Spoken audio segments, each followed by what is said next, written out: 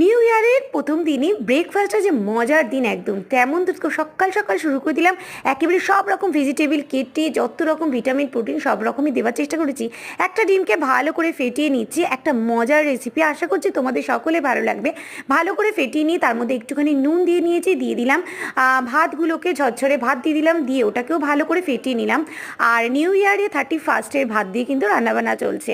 আর এবারে কিন্তু ওই ভাতটাকে ভালো করে ডিমের মধ্যে মিশিয়ে নেবো, একটু গোলমরিচ দিয়ে মিশিয়ে ভালো করে ডিমটা দিয়ে মাখিয়ে নেবো। এইভাবে যদি তোমরা করো খেতে লাগবে অসাধারণ।